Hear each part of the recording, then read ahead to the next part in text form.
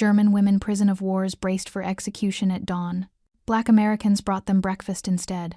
The truck's engine growled beneath us as we bounced along the rough road. My teeth chattered from the cold and the constant vibration. I huddled closer to the other women, seeking any warmth I could find in our tight group. The morning sky hung low and gray, matching the heaviness in my heart. I caught Anna's eye across from me. Her face was streaked with dirt from our long journey, but it was the fear in her eyes that made my stomach clench. We'd been traveling for what felt like forever. Trains, trucks, more trains.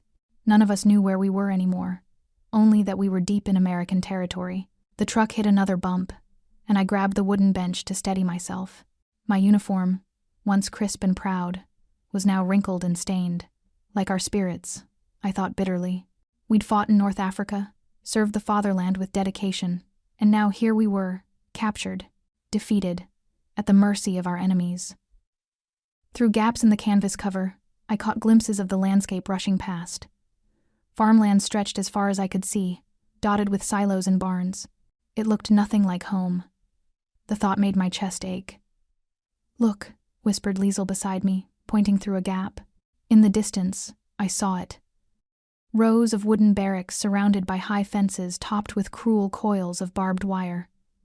My mouth went dry. This would be our prison. The convoy slowed as we approached the gate. I could make out American soldiers standing guard, their rifles ready. They looked at us with blank expressions as our trucks rolled past. I lifted my chin, determined not to show weakness, even as fear churned in my stomach. The truck jerked to a stop, and we heard sharp commands in English. My limited grasp of the language caught words like out and line up. The back flap was thrown open, flooding our space with harsh morning light. We squinted, momentarily blinded. "Raus! Raus!" An American soldier attempted German, waving his arm impatiently. One by one, we climbed down from the truck on shaky legs. The ground felt strange after so many hours of vibration. We were directed to form a line beside a long wooden barrack. A sergeant approached, flanked by 2 privates. He spoke in halting German, his accent thick and almost incomprehensible. "This is your barrack. You will be given supplies. Follow rules. No trouble." His tone left no room for questions. I glanced down the line at my fellow prisoners. We'd been through so much together. The heat of battle, the shame of capture, the endless journey. Now we stood here, dirty and exhausted, waiting to learn our fate. Some of the women were trembling, though whether from cold or fear, I couldn't tell. The Americans seemed coldly efficient, treating us like items to be processed rather than human beings. Their indifference somehow made it worse. At least hatred would have been something familiar, something we could understand. This detached handling left us uncertain, unbalanced. A private appeared with an armful of thin blankets and began distributing them. The rough wool scratched my hands as I accepted mine. It wasn't much protection against the chill, but I clutched it anyway, grateful for even this small comfort. The fear among us was almost tangible. We'd all heard stories about what happened to prisoners of war. Would we face interrogation? Torture? Something worse? The unknown loomed before us like a dark pit, and we stood at its edge, waiting to fall. Before you continue listening, please let me know where in the world are you watching from today. Now back to the story. I pulled my thin blanket tighter, trying to ward off the morning chill that crept through the wooden barrack walls. Around me, 20 other women huddled on their narrow cots, none of us sleeping anymore. We'd been awake for hours, listening to the sounds of the camp coming alive outside. "They're coming for us at dawn," Anna whispered from the bunk above me. I heard the guards talking. I squeezed my eyes shut, fighting back tears. We'd all heard the rumors, how the Americans were planning to make examples of us. After what our forces had done in Europe, who could blame them? The guilt of our actions weighed heavily on my conscience. "Quiet," I hissed, though my voice trembled. As the senior officer among us, I felt responsible for maintaining some semblance of order. But how could I, when my own heart was racing with fear? The barrack was spartanly furnished, just rows of wooden bunks and a small pot-bellied stove that had long since gone cold. Through gaps in the wooden slats, I could see the sky beginning to lighten. Dawn was approaching. "Form up," I commanded softly, swinging my legs over the side of my bunk. The familiar military routine provided small comfort as we pulled on our boots and straightened our uniforms as best we could. My fingers fumbled with the buttons, 2 of my jacket. The women moved mechanically, their faces pale and drawn. We'd been taught that American soldiers were brutal savages, especially the black troops. The propaganda films they'd shown us played over and over in my mind, images of violence and cruelty that now seemed to seal our fate. "Remember your training," I said, trying to keep my voice steady as we lined up in formation. "Whatever happens, we face it with dignity." But my words sounded hollow even to my own ears. Liesel, standing beside me, reached for my hand and squeezed it briefly before letting go. The gesture nearly broke my composure. We'd served together in North Africa, had seen friends fall in battle. Now here we were, waiting for our own execution on foreign soil. The sky outside grew lighter. Through the thin walls, we could hear the camp stirring to life, voices calling in English, vehicles moving, doors slamming. Each sound made us flinch. "Dear God," someone whispered behind me. "Please." I straightened my spine, trying to project strength I didn't feel. The propaganda had prepared us for torture, for brutal treatment at the hands of our captors. But nothing had prepared us for this waiting, this terrible anticipation. The sound of boots crunching on gravel made us all stiffen. They were coming closer, steady and purposeful. My heart pounded so hard I could barely breathe. I thought of my mother back in Munich, who would never know what happened to her daughter, of the letters I'd never get to write. The footsteps stopped outside our door. We stood rigid, shoulder to shoulder, 20 women who had once been proud soldiers of the Reich, now trembling in our boots but determined to face death with whatever dignity we could muster. The door handle turned with a metallic creak. I lifted my chin, fighting to keep my face composed even as tears threatened to spill. Whatever came through that door, whatever fate awaited us, I would not let them see my fear, but inside, my heart was screaming with terror at what the next moments would bring. I stand frozen, my heart pounding against my ribs as the heavy footsteps grow closer. The other women beside me are just as still, just as terrified. We've heard the whispers, execution at dawn. It makes sense. We deserve it, don't we? After everything Germany has done? The door creaks open, and I squeeze my eyes shut for a moment. When I open them, I can hardly believe what I'm seeing. Black American soldiers file in, but instead of weapons, they carry trays laden with food. The scent of coffee hits my nose, making my empty stomach clench. I glance at Liesel beside me, seeing my own confusion mirrored in her face. This has to be some sort of trick, some cruel game before they kill us. We've been taught what to expect from Americans, especially the black soldiers. Nothing good. "Good morning, ladies," one of them says in clear English. He's tall, with kind eyes that don't match anything we were told about these people. Breakfast is served. None of us move. We can't. The smell of fresh bread and eggs makes my mouth water, but fear keeps me rooted to the spot. I watch as they set the trays down on the small table near the door, their movements careful, deliberate, as if trying not to startle us. The soldier who spoke, I can see from his insignia that he's a sergeant, gives us a small nod, not demanding, not threatening, just patient. This isn't what we expected. This isn't what we were trained for. Liesel is the first to move. My breath catches as she takes a tentative step forward, her hands visibly shaking. I want to grab her arm, pull her back. What if the food is poisoned? What if this is how they plan to kill us? But I remain still, watching as she reaches for a piece of bread. The soldiers don't move either. They just stand there, their expressions neutral but somehow not threatening. It's unsettling, this kindness. It goes against everything we've been taught to believe. Liesel takes a small bite of the bread, and I can see the conflict on her face, hunger warring with suspicion. After a moment, she looks up at the sergeant, her voice barely above a whisper. "Why? Why are you treating us this way?" The sergeant, Harris, I hear someone call him, responds in a steady voice. "The Geneva Convention requires humane treatment for all prisoners of war." He pauses, then adds, "You'll be treated with dignity here." Dignity? The word echoes in my mind as the soldiers begin to file out, leaving the trays of food behind. The door closes with a soft click, and we're left standing there, staring at the breakfast they've brought us. The scent of coffee still fills the air, along with something else. Confusion. Pure, overwhelming confusion. I look at the other women, seeing my own thoughts reflected in their faces. This makes no sense. We're the enemy. We're German soldiers.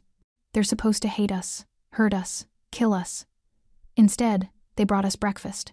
I watch as Liesel takes another bite of bread, her hands still trembling slightly. My own stomach growls, but I can't move yet. I'm still trying to understand what just happened, trying to reconcile this reality with everything we've been taught about Americans, about black soldiers. Nothing makes sense anymore.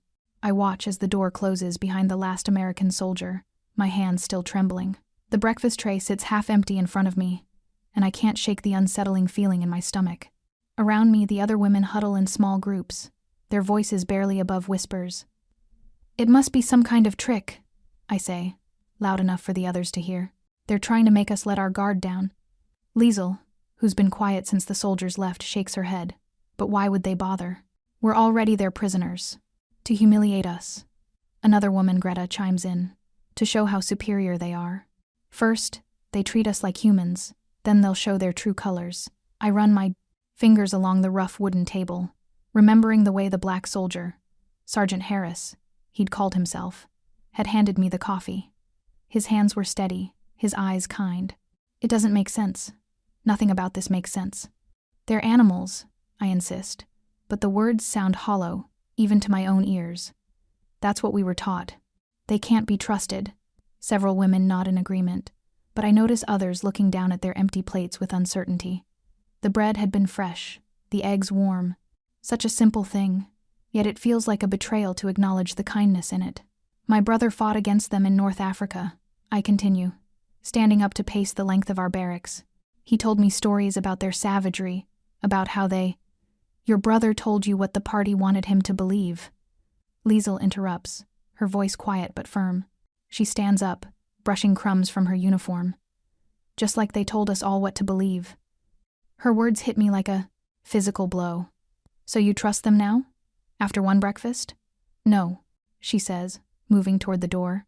But I'm starting to wonder if everything we were taught was a lie. I watch as she steps outside, leaving the rest of us in uncomfortable silence. Through the window, I can see her settle on a bench, her shoulders slumped in thought. Part of me wants to follow her, to shake some sense into her. How can she so easily question everything we know? But then I remember the coffee. It had been hot, sweetened with real sugar, such a small gesture.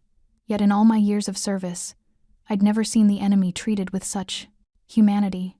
The other women continue their whispered conversations, some agreeing with me, others seemingly lost in their own thoughts. I hear snippets of their discussions, mentions of propaganda, of training, of the stories we'd all grown up hearing. Through the window, I notice Sergeant Harris walking past Liesel. Their eyes meet briefly, and something in their shared glance makes my chest tighten. There's no hatred there, no disgust, just two people seeing each other as human beings. I turn away, unable to watch anymore. My certainty, the foundation of everything I believed, feels like it's crumbling beneath my feet. If we were wrong about this, what else were we wrong about? The morning sun streams through the windows, casting long shadows across the barracks floor. In the light, our fear and suspicion seem almost foolish, yet I can't let go of them. Not yet. Trust is a luxury we can't afford, even if the coffee was sweet and the bread was warm. I watch them every day, these black American soldiers who bring us food and speak to us with gentle voices. It makes no sense. My hands tremble as I fold the rough army blanket on my bunk, trying to understand why they haven't hurt us yet. Why they keep showing us kindness when we were told they would be monsters. They must be planning something, I whisper to myself, smoothing out the wrinkles in the wool. Next to me, Anna makes her bed with mechanical precision, her movements as rigid as they were in our training days. Through the barrack window, I see Liesel talking to Sergeant Harris again. My stomach tightens. She's been doing that more often lately, exchanging careful words with him during his rounds. I don't trust it. I don't trust any of it. She shouldn't speak with them so freely, I say to no one in particular. But the other women nod in agreement. We've all noticed how Liesel has begun to soften, how she doesn't flinch as much when the soldiers pass by. The food they bring us is better than what we ate in North Africa. Fresh bread, eggs, sometimes even meat. It's more than we deserve as prisoners, more than what our own army would give to captives. Each bite feels like a trap waiting to spring. During morning roll call, I stand at attention, my chin held high despite the confusion that clouds my mind. The soldiers count us efficiently, professionally. No shouting, no threats, no violence. Just calm voices calling out numbers in English. Liesel stands 3 people down from me. I see her steal glances at Sergeant Harris when she thinks no one is looking. He's different from the others, carrying himself with a quiet dignity that makes him seem more like a teacher than a soldier. But still, he's the enemy. We can't forget that. "Meyer," he calls out, checking her name off his list. His voice is soft, almost kind. Liesl responds with a clear, "Here, sir," in careful English. My own English is poor, but I understand enough to know that the conversations between Liesl and Sergeant Harris are simple, polite exchanges about the weather or camp conditions. Nothing sinister, nothing that suggests immediate danger. And that's what frightens me most, this normalcy, this civility. Days pass like this, each one challenging everything we were taught to believe. The barracks are clean, if sparse. We're given soap to wash with, fresh water to drink. When all of us fell ill last week, they brought a doctor who treated her with the same care he would give his own soldiers. It's a trick. I insist, during our evening meal, watching Liesl pick at her food. They're trying to make us let our guard down. But even as I say the words, doubt creeps in. I remember the stories we were told about American brutality, about the savage nature of their black soldiers. Yet here they are, these men we were taught to fear, bringing us breakfast instead of bullets. During today's roll call, I noticed Sergeant Harris looking at Liesl with an expression I can't quite read. Something thoughtful, almost gentle. Liesl catches his gaze for a moment before quickly looking away, her cheeks flushing slightly. I want to shake her, to remind her of who we are, of who they are. But the lines between enemy and friend grow blurrier with each passing day, and I find myself struggling to hold on to the hatred that once felt so certain, so right. I watch from my spot, near the clothesline as Liesl folds the endless pile of uniforms in the laundry area. The morning sun barely warms us, and my fingers are stiff from hanging wet clothes. I've been keeping a careful eye on her. She's been different lately, more withdrawn, and I worry about what these Americans are doing to her mind. My heart skips a beat when I see Sergeant Harris approaching. He moves with that easy confidence they all seem to have, but there's something different about him. While some of the other guards swagger around with their rifles, he carries himself with a quiet dignity that makes me uneasy. I don't trust it. "Need any help with those?" he asks Liesl, offering her a smile that seems genuine enough. I grip the wooden clothespin in my hand tighter, ready to intervene, though I know I can't. "We're prisoners here, after all." Liesl looks up, startled. I can see the conflict on her face, the same one I feel every day. We were taught that these men were our enemies, that they were brutal and cruel. Yet here he stands, offering to help with laundry of all things. Thank you," Liesl responds hesitantly in her careful English. I notice her hands trembling slightly as she moves aside to make room for him. They work in silence for a while, creating neat piles of folded clothes. I pretend to be busy with my own work, but I'm watching every move, every gesture. The quiet between them isn't as tense as it should be, and that worries me more than anything. "The weather is getting cooler," Sergeant Harris comments casually, breaking the silence. "Winter comes early in Wisconsin. Is different from Germany," Liesl responds, "but not so much from where I grew up, near Munich." I can't believe what I'm hearing. How can she talk about home with him? About our beloved Germany? But there's something in the way she speaks. A softness that wasn't there before. "We get real winters back home in Georgia too," he says, folding another shirt. "Though nothing like what you'll see here." "You have family there?"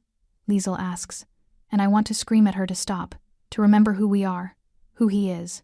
"Yes, ma'am. Parents, 3 sisters." His voice carries a warmth when he speaks of them. "Haven't seen them in 2 years now." I see something change in Liesl's face then. A flicker of recognition, perhaps understanding. We all know what it's like to be away from family, to wonder if we'll ever see them again. They continue working, exchanging small bits of conversation about their lives. Nothing important, nothing secret, but each word seems to chip away at the wall between them.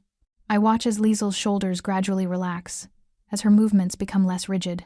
When they finish the pile, Sergeant Harris gives her another smile and a polite nod before walking away. Liesl stands there for a moment, staring after him, and I can see the confusion on her face. It's the same confusion I feel, the unsettling realization that everything we were taught might not be true. But I can't let myself think like that. I won't. These small kindnesses, they must be tricks, must be ways to break us down. Yet when I look at Liesl, I see something has already shifted within her. There's a crack in her armor, and I'm terrified of what might seep through. I watched from behind the barrack window as the new officer's jeep pulled up to the camp gate.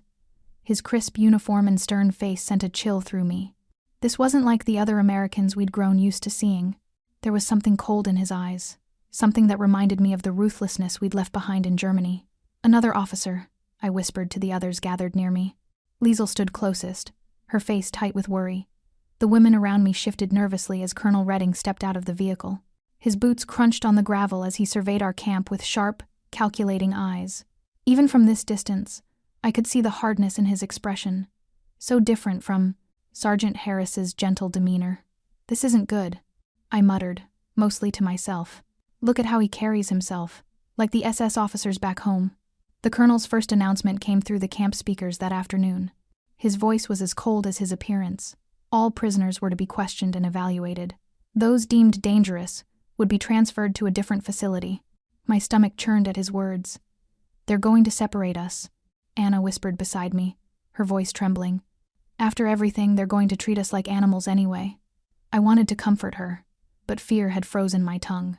We'd started to believe in the kindness we'd been shown. Started to think maybe we could survive this war with our dignity intact. Now this man threatened to destroy that fragile hope. Through the window, I watched Sergeant Harris speaking with Colonel Redding. The sergeant's usually relaxed posture was rigid, his hands clasped tightly behind his back. The colonel gestured sharply, his face twisted in what looked like disgust. Whatever they were discussing, it was clear the two men didn't agree.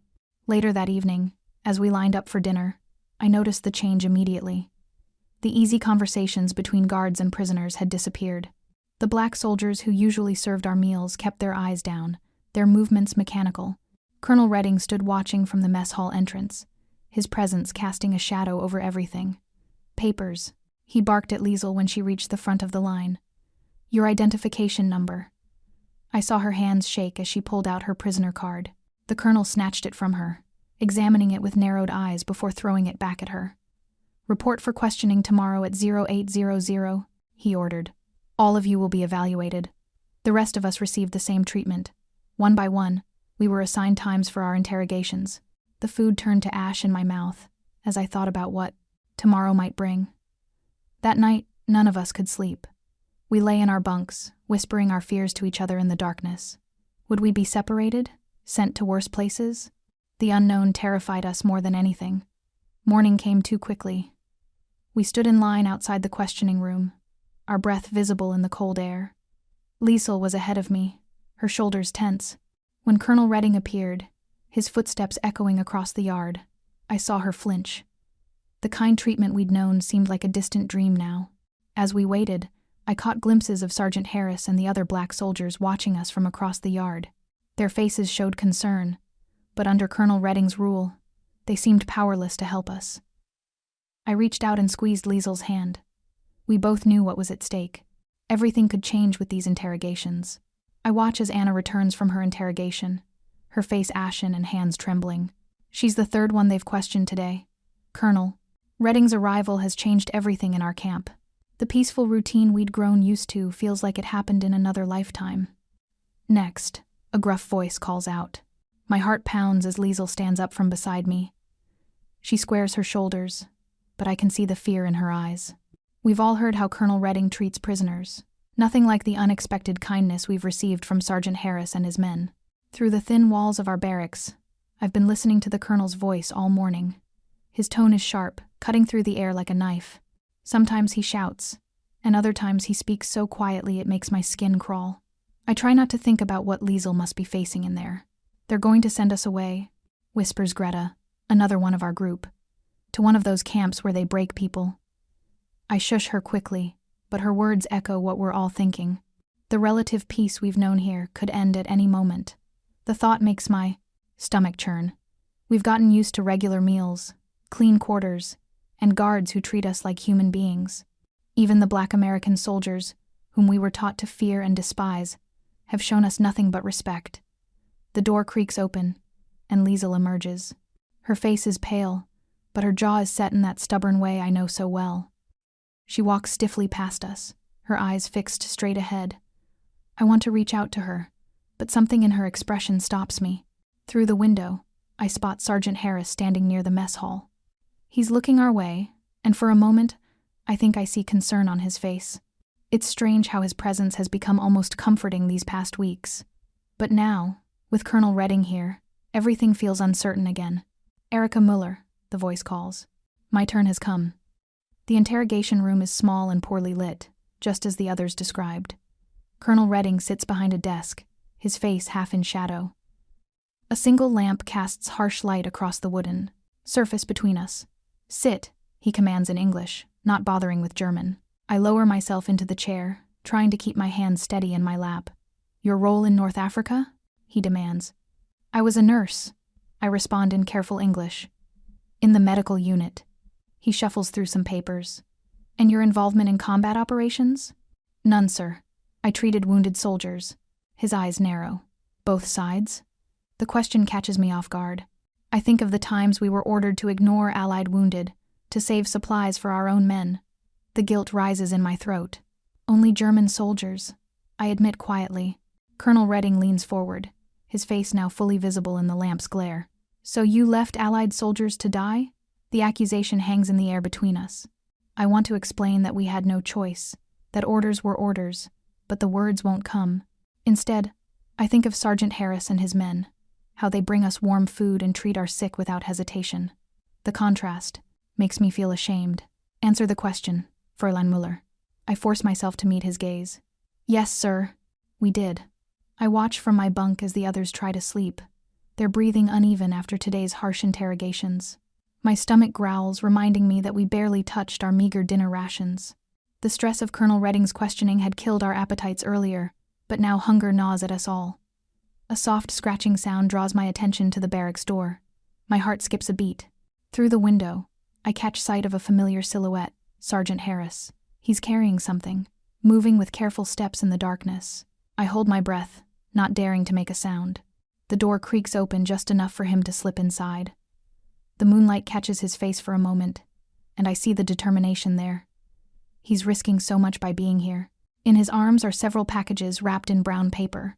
"Food," he whispers, setting the packages down near the door.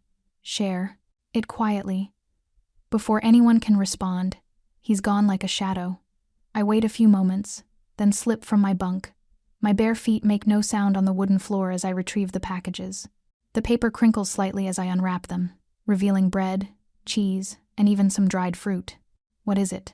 Liesel whispers from her bunk. She's been watching too, I realize. "Sergeant Harris," I reply softly. "He brought us food." One by one, the others wake. We gather in a tight circle, passing around the precious gifts. I watch Liesel's face as she holds a piece of bread in her trembling hands. There's something different in her expression, something I haven't seen since before our capture. "Why would he do this?" someone whispers. "Risk punishment for us?" I don't have an answer, but Liesel does. "Because he sees us as human beings," she says quietly, "not just enemies." We eat in silence, savoring every bite. The food isn't just sustenance, it's an act of defiance against Colonel Redding's cruelty. A reminder that kindness can exist even here.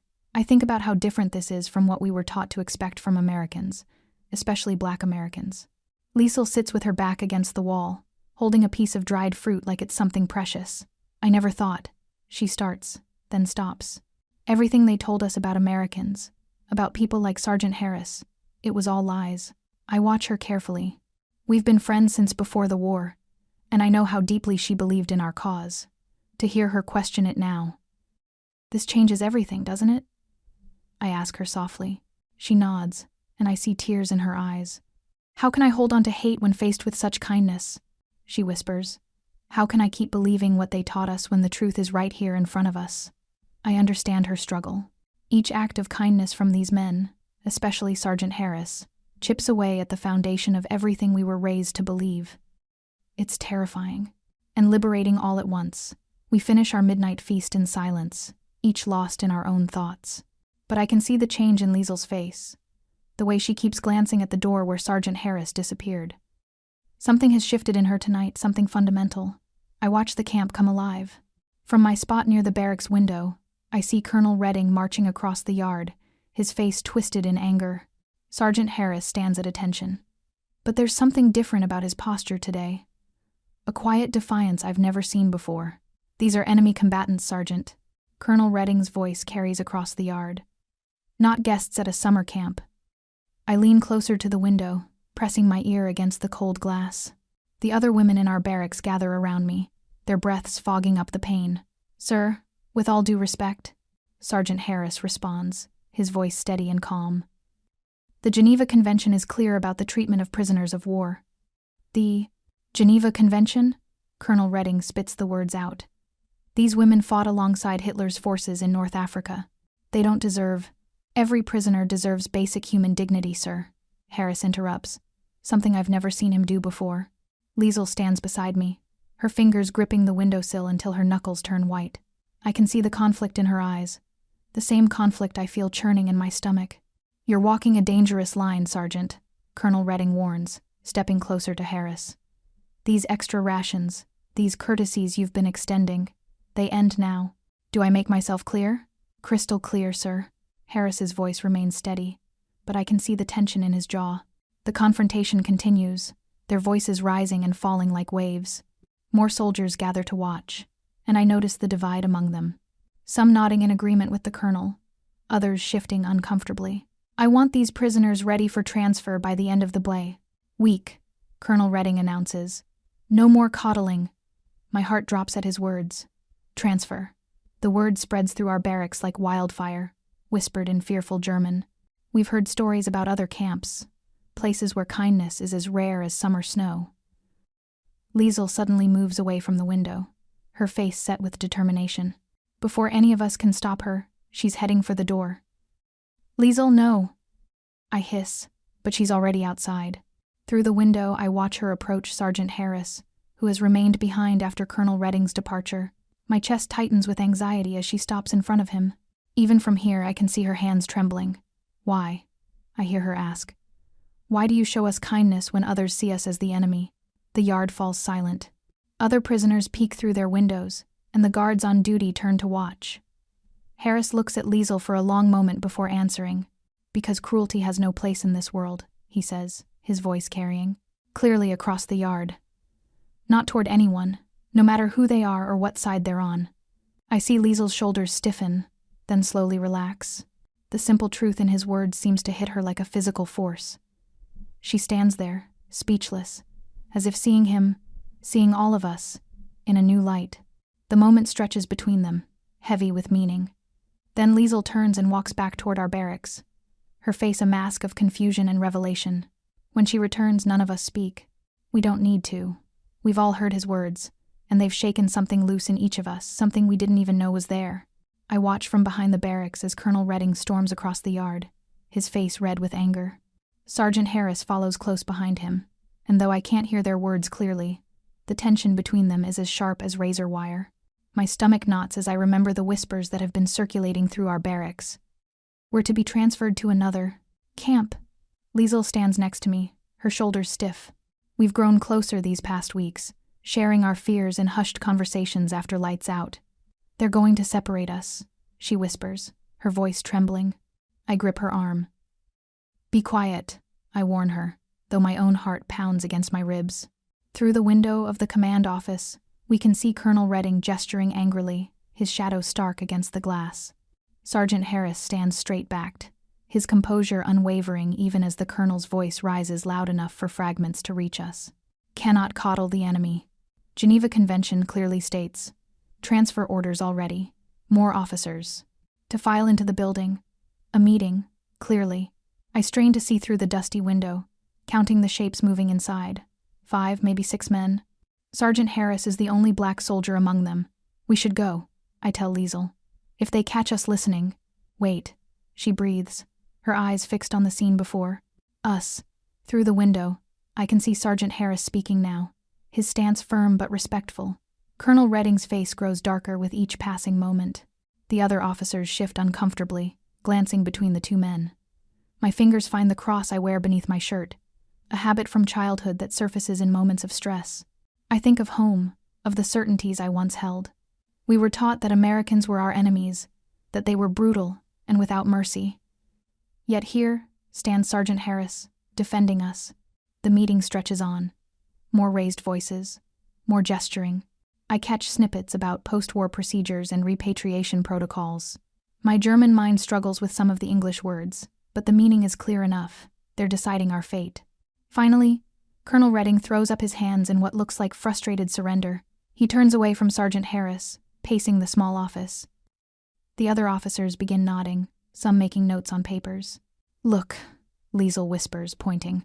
Colonel Redding has stopped pacing. He's standing at his desk now, signing something. His movements are sharp, angry, but he's signing nonetheless. Sergeant Harris stands at attention, his face carefully neutral. But there's something in his posture that speaks of relief. I feel it too. A loosening in my chest, a flutter of possibility where before there was only dread. Liesl's hand finds mine and squeezes. We watch as Colonel Redding dismisses the meeting with a curt wave, and the officers file out.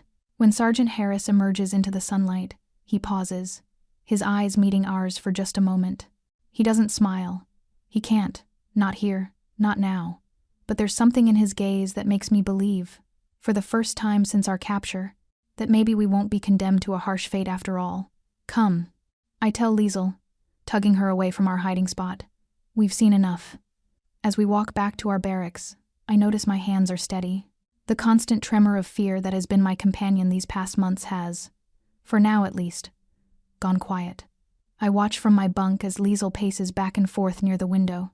Her face shows the same confusion I feel inside. Colonel Redding had just announced we would stay here at Camp McCoy, though more questioning would come. The news spreads through our barracks like wildfire, bringing both relief and anxiety. "What do you think it means?" Anna whispers from the bunk below me. I don't answer right away, my eyes fixed on Liesl's troubled expression. These past weeks have changed something in all of us. I see it in the way we carry ourselves now, how we look at the American soldiers, especially the black ones who bring us our meals. Their kindness still baffles me. Everything I was taught, everything I believed about them, seems to crack a little more each day. This morning, when Sergeant Harris brought breakfast, I found myself nodding at him. A small gesture, but one that would have been unthinkable just weeks ago. The shame of it burns in my chest, not because I acknowledged him, but because I had spent so long believing he was less than human. "They're different than what we were told," Liesl says softly, finally stopping her pacing to sit on her bunk. "All this time we were so wrong about them." I pull my knees to my chest, wrestling with the truth in her words. The propaganda posters flash through my mind, the cruel caricatures, the hateful messages. Yet here we are, being treated with dignity by the very people we were taught to despise. "Maybe," I managed to say. "But what does that make us then? What were we fighting for?" The question hangs heavy in the air. None of us want to face what the answer might mean. Through the window, I watch Sergeant Harris walking his rounds. He stops to help one of the older prisoners carry her laundry basket. Such a simple act of kindness, but it makes my throat tight. I remember the stories we were told about American soldiers, about their brutality and lack of humanity. The reality before me tells a different story. Mail call. The announcement breaks through my thoughts. We all straighten up as letters are distributed. Liesl receives one, her hands trembling as she opens it. Her face changes as she reads. Joy at hearing from home mixed with something else. Pain? Confusion? I understand. Every letter from home feels like a bridge between two worlds that grow further apart each day. The Germany we left behind feels increasingly distant, like a fever dream we're slowly waking from. "They're worried about me," Liesl says, folding the letter carefully. "They've heard rumors about American camps. They think..." She trails off, but we all know what she means. They think we're being tortured, abused, treated like animals. If only they could see the truth, the warm meals, the medical care, the basic dignity we're afforded. If only they could see how wrong we all were. I lie back on my bunk, staring at the ceiling. The weight of everything we believed, everything we fought for, presses down on me. But somehow, it feels lighter than before. Each small kindness from our captors chips away at the fortress of hatred we built around ourselves. We are changing. All of us. I see it in Liesl's eyes when she talks to Sergeant Harris, in the way Anna no longer flinches when the American soldiers pass by. In my own heart as it learns to see humanity where I once saw only enemies. I watched from across the yard as Liesl and Sergeant Harris talked near the mess hall. Their conversation seemed different today, more open, more honest. The morning sun cast long shadows across the camp, and for once, the wire fences didn't feel quite so confining. My fingers worked automatically at mending a torn shirt sleeve as I observed them. After months of watching their careful interactions, something had shifted. The war was ending, we all knew it, and with it, the rigid walls between captor and prisoner were crumbling. Liesel's face had softened from the hard mask she wore when we first arrived. I could see it even from here, the way her shoulders relaxed as she spoke with him. It was strange to think how far we'd come from those first terrifying days when we expected execution at dawn. "They say Germany has fallen," another woman prisoner whispered beside me. "Berlin has surrendered." I nodded silently, my throat tight. The news had reached us yesterday, but I still couldn't fully process it. Everything we had fought for, everything we had believed in, gone. And yet here we were, alive and being treated with dignity by the very people we had been taught to hate. Sergeant Harris gestured as he spoke to Liesel, his movements measured and gentle. I couldn't hear their words, but I could see Liesel wiping at her eyes. She hadn't cried since we arrived, not even during the interrogations. "I used to think they were monsters," I admitted quietly to my companion. "The Americans, especially." I trailed off, ashamed now of my previous prejudices about black soldiers. Sergeant Harris and his men had shown us more humanity than we probably deserved, given what our country had done. "We all did," the other woman replied. "That's what they taught us. But look at them now. They feed us, treat our sick, show us kindness when they could have shown cruelty." Liesel was nodding at something Sergeant Harris said. I saw her reach into her pocket and pull out a small piece of paper, probably showing him the letter from home that had arrived yesterday. The news from Germany was grim, but at least our families were alive. "Do you think we can ever make amends?" I asked, more to myself than anyone else. For what we did, what we believed, the question hung in the air as we watched Sergeant Harris point to something in the letter, his expression compassionate. Liesel's response was too far away to hear, but her body language spoke volumes. The tension she'd carried for months seemed to be melting away. "Maybe that's what they're showing us," my companion suggested. "That there's always hope for change, for understanding, even after everything." I tied off the thread on my mending and watched as Liesel actually smiled. A real smile, not the tight, guarded expression we'd all worn for so long. Sergeant Harris smiled back, and in that moment, I saw what could be possible when hate gave way to humanity. The morning light grew stronger, warming the cool spring air. Around us, the camp was coming to life with its daily routines, but something felt different. Perhaps it was knowing the war was nearly over, or perhaps it was watching this unlikely friendship unfold before us, a friendship that would have seemed impossible just months ago. I found myself hoping that Liesel and Sergeant Harris's conversation would never end, that this moment of understanding between former enemies could somehow last forever, because in their quiet exchange, I saw the first real glimpse of hope for our future. I watched as Liesel paced back and forth in our barrack, her hands trembling as she folded her few belongings. The news of Japan's surrender had reached us that morning, and with it came the announcement we'd all been waiting for. I asked, sitting on my bunk, still trying to process the information. The war that had consumed our lives, that had shaped everything we believed in, had finally ended. Liesel paused in her packing. "Nothing feels real anymore, Erica. The Germany we're returning to. It won't be the same." I understood what she meant. We'd received letters describing the destruction, the cities reduced to rubble. But it wasn't just our homeland that had changed. We had changed too. Through the window, I could see Sergeant Harris speaking with some of the other guards. Even now, watching him, I felt the familiar twist of confusion in my stomach. These men, these Americans, especially the black soldiers, were supposed to be our enemies. That's what we'd been taught, what we'd believed with such certainty. "Do you remember our first morning here?" I asked Liesel. "When we thought they were coming to execute us?" She nodded, folding a worn shirt. "Instead, they brought us breakfast. I still remember the smell of that coffee. I was so angry," I admitted. "I thought it was some kind of cruel trick. I couldn't understand why they would show us kindness." Outside, more women were gathering their belongings. Some were crying, others laughing with relief. The atmosphere in the camp had shifted dramatically since the announcement. The tension that had been our constant companion was finally beginning to dissolve. "What will you tell people back home?" I asked Liesel. about how we were treated here. She stopped her packing and sat down beside me. The truth, she said simply, that everything we were taught about Americans, about people different from us, it was all lies. That Sergeant Harris and his men showed us more humanity then. She trailed off, but I knew what she meant. I reached for my small journal, where I'd been keeping track of our days in captivity. The early entries were full of fear and hatred, but as I flipped through the pages, I could see the gradual change in my own words. The moment Sergeant Harris had helped me when I was sick, despite my initial rejection of his aid. The Christmas celebration they'd allowed us to have. The quiet conversations that had slowly chipped away at my prejudices. "We were so wrong, Liesel," I whispered. "About so many things." She nodded, her eyes glistening. "I know, but at least now we understand." Through the window, I watched as Colonel Redding strode across the yard, his posture stiff as always. Even he had softened somewhat over time, though I suspected it was more due to Sergeant Harris's influence than any change of heart. The afternoon sun cast long shadows across. The camp, the same camp that had been our prison, but had somehow become the place where we'd found an unexpected kind of freedom. Freedom from the hatred and fear that had bound us tighter than any barbed wire. I picked up my own small bundle of possessions, everything I had left from my life as a soldier. Tomorrow, we would begin our journey back to Germany. But I knew the journey that mattered most had already taken place in our hearts.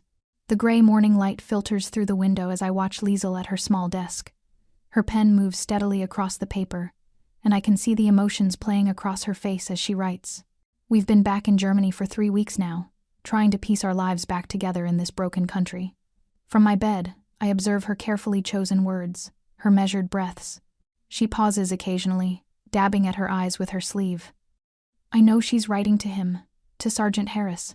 She's mentioned it several times since we returned, how she needs to thank him properly for everything he did for us. The words won't come out right, she mutters, crumpling another sheet of paper. I understand her struggle.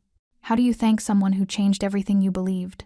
Someone who showed you that humanity exists even in the darkest places? She starts again, and this time the words seem to flow more easily. I watch as page after page fills with her neat handwriting. Sometimes she smiles softly, probably remembering those morning breakfasts, the quiet conversations, the small acts of kindness that seemed so foreign to us then. I think I've finally got it, she says, looking up at me. Her eyes are red-rimmed but clear. She holds up several pages, covered front and back with her thoughts. Will you read it to me? I ask, curious about what she's written to the man who showed us such unexpected mercy. Liesel clears her throat and begins to read.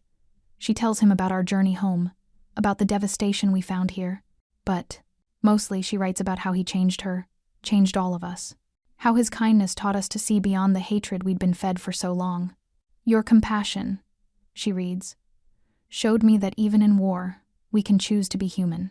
That kindness isn't weakness, but the greatest strength of all. I close my eyes, remembering those first terrifying days at Camp McCoy, how we'd expected the worst and received bread instead of bullets. How Sergeant Harris had stood up to Colonel Redding, refusing to let cruelty win. When Liesel finishes reading, she carefully folds the letter and slides it into an envelope. She writes his name and the camp's address on the front, then sets it on her desk. But she doesn't reach for a stamp. Aren't you going to send it? I ask, though I already know the answer. She shakes her head slowly. I don't think I will, she says, picking up the envelope and running her fingers along its edges. Some things are better kept close to the heart. I watch as she opens her trunk and pulls out a small wooden box, the one her mother gave her before we left for North Africa. She places the letter inside, among her other precious memories. A photograph of her husband, a pressed flower from the camp's garden, the first piece of bread Sergeant Harris gave her. This is where it belongs, she says softly, closing the lid. A reminder of everything we learned, everything we became. I understand. Some transformations are too personal, too profound for words. Sometimes the deepest gratitude is the kind we hold silently in our hearts. I watch Liesel from across the street as she makes her way through the rubble-strewn roads of Berlin. The city is a shell of what it once was, but there's something different about her these days. The rigid posture she carried throughout the war has softened. Even her steps seem lighter, despite the heavy ruins surrounding us. Liesel, I call out, hurrying to catch up with her. She turns, and I see a small smile cross her face, something that would have been unthinkable during our time in the camp. Erica, she greets me warmly.